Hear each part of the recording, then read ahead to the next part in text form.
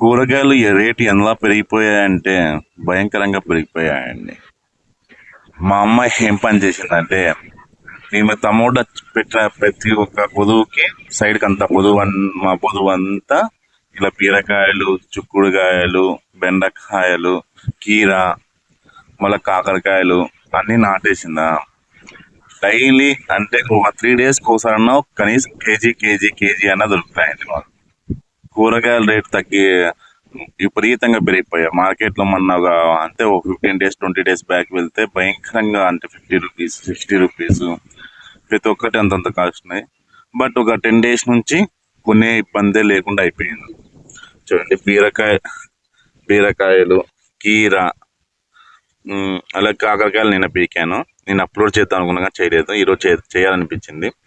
పెద్దవాళ్ళు అలా చేసేవాళ్ళు. మన బొదువులకు అంతటికి ఇలా మన ఇంటి నిత్యావసరాలు కొనే అవసరం లేకుండా అలా పండించేవన్నీ ఇలా పండించుకునే ఉండేవాళ్ళు, తినేవన్నీ పండించేవాళ్ళు. ఎంతైనా గొప్ప, అప్పటి వాళ్ళే గొప్పవారు నన్ను అడిగితే. ఇప్పుడు అలా తగ్గిపోయింది, 50% తగ్గిపోయిందండి. మనం తినేవి కూడా పండించుకోలేని స్టేజ్లో ఉన్నాం ఇప్పుడు.